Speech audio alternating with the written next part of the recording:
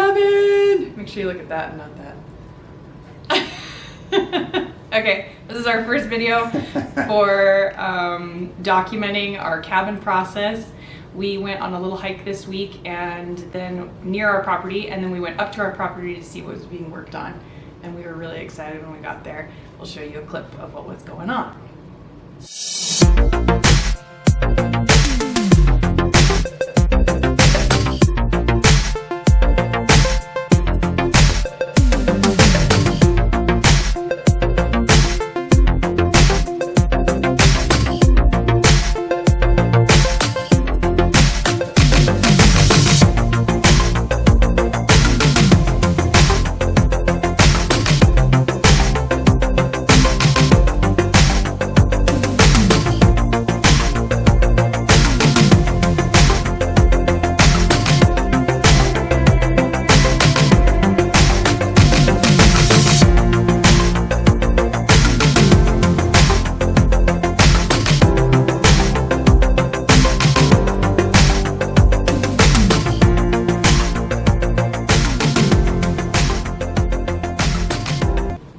Okay, so now we wanted to talk about off-grid cabins.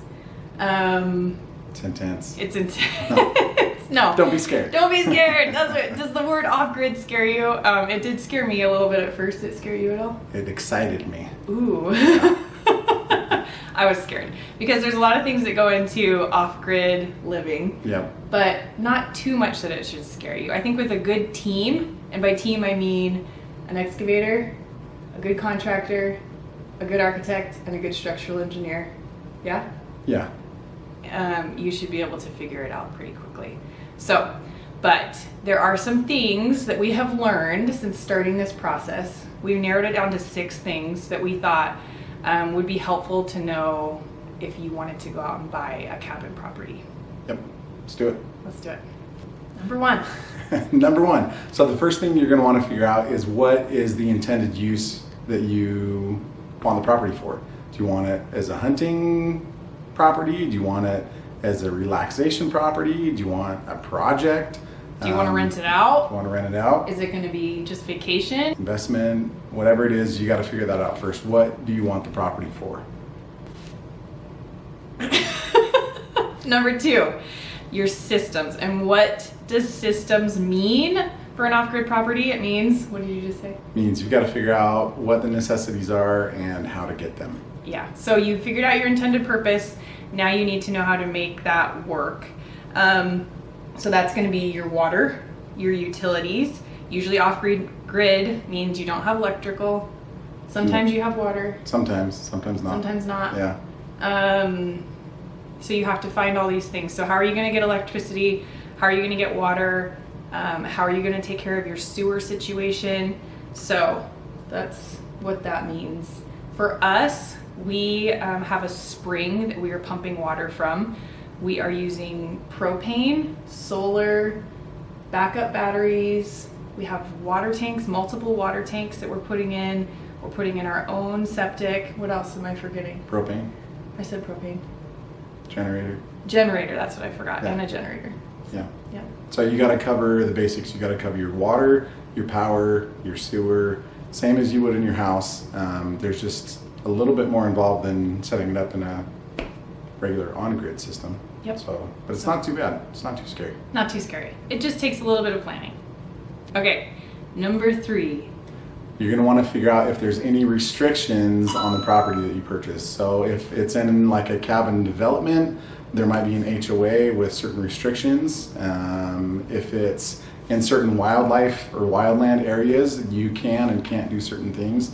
So you just need to make sure, have a good real estate agent who's going to be honest with you and do their homework to make sure that you can use the property for your intended use. The worst thing that could happen is you buy a property and then figure out, 1, you can't get water. 2, you can't use it for what you intended to use it for, and then you're stuck with it and you have to try and sell it. So make sure you cover all those bases. And if your intended use is you want to rent out your property, you need to make sure before you buy that property if your HOA allows you to rent out the property. And not just the HOA, but the rules of the county that the property is in too. It may vary from county to county. Yeah. So if you want to fence it, you need to know if you can or can't have a fence.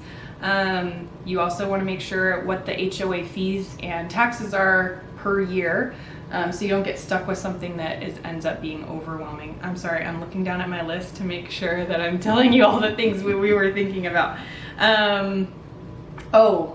So a lot of places only let you have one dwelling on the property, no matter the size of the property. We saw some lots for sale that were around 40 acres, and you could only have one dwelling on that 40 acres. So you want to just make sure you know all the rules and restrictions before you buy. So, and then again, that comes into your intended use. So you make sure that you're buying the property that fits your use. Yep. Number 4, access.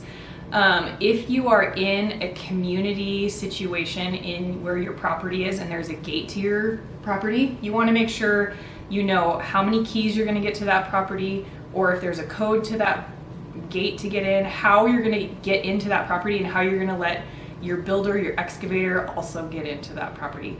For ours, we only get 3 keys. We're not allowed to make copies of those keys. I tried.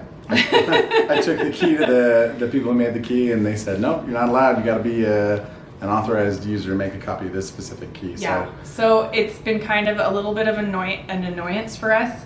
So you just want to make sure you know the rules of how to get into that property.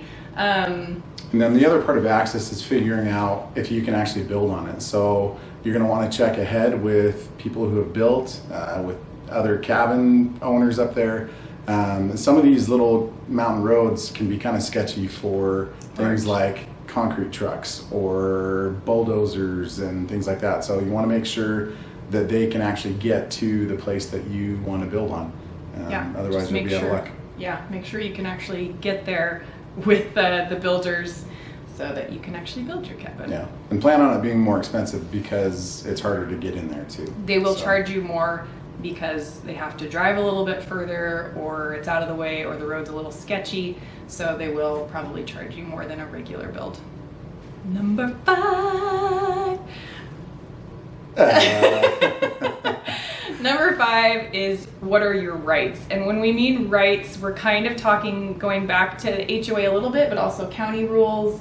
Yeah, most of it's going to be the county rules. So you're going to have certain rights that you have that come with your property. Some of them might be excluded. For example, if your property is in a place where they do any type of mining, your property may exclude the rights to any minerals on your property or the right to mine those.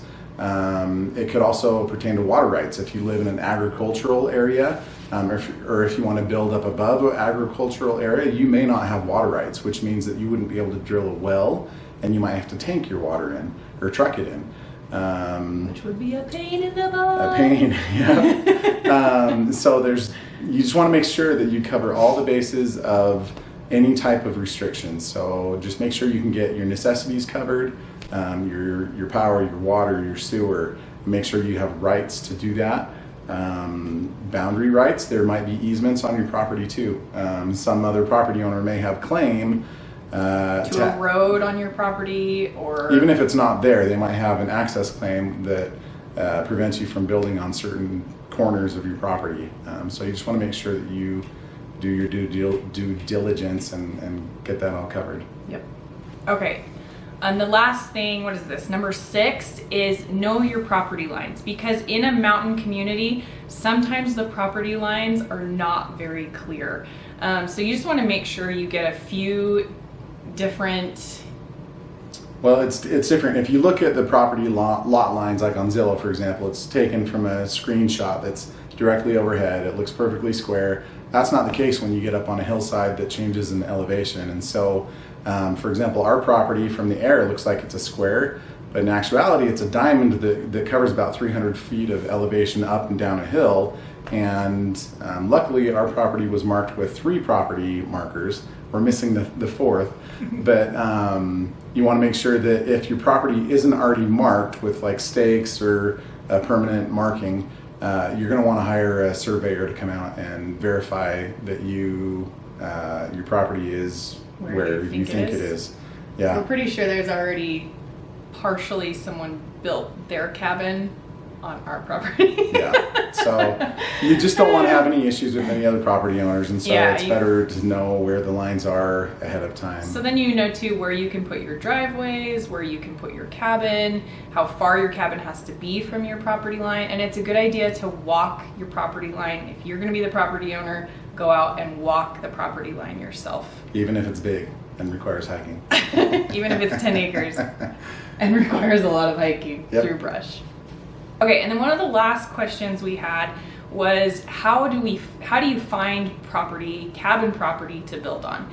And I think my best advice for this would be to go out to your favorite area, the place you love. This is what we did. We camped there for years before we decided to purchase property.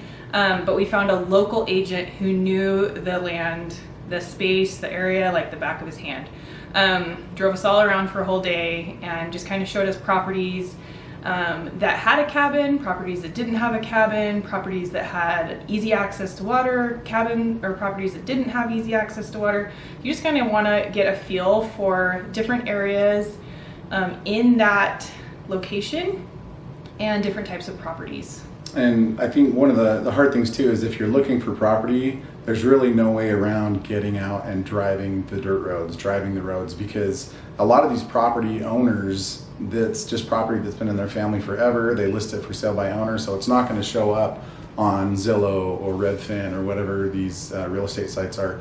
And so we'll be up driving around and we'll see, oh, there's a for sale sign, and we go to find out on Zillow, it's not there. So there's really no substitute for driving around and just in the areas that you love and looking around. Making phone calls too. You can make phone calls to property owners, or if there's a lot that hasn't been developed, nobody's put a cabin there, write them a letter. Look up the property owner information, write them a letter, and give them a phone call. But get out and ask local people. Go to the little Podunky gas station and just say, hey, who's your best real estate agent here? Yeah, that might be offensive to some.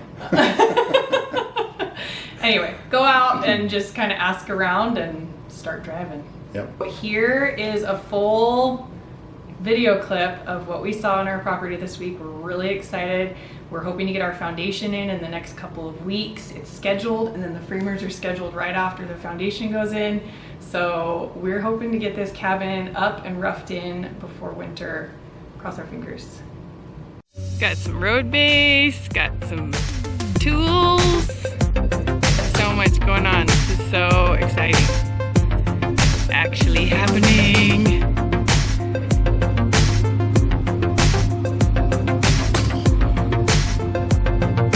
It looks a lot different from the last time we were up here. Our septic tank is over there. Water tanks, pipes, and here's where we're excavating for our cabin. How insane! So cool.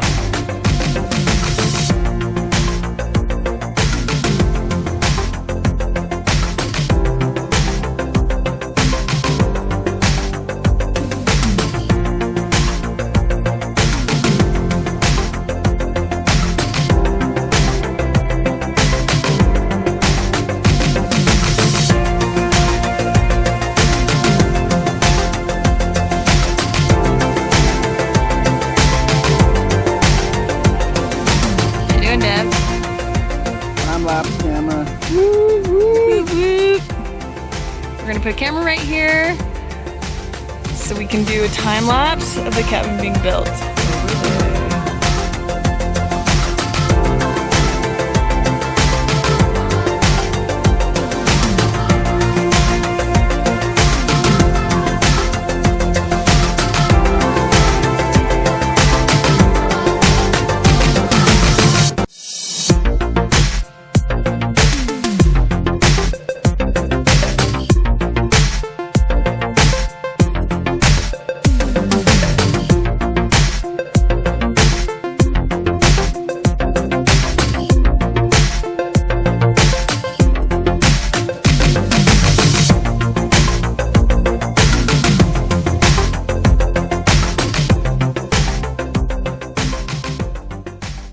Okay, one last thing.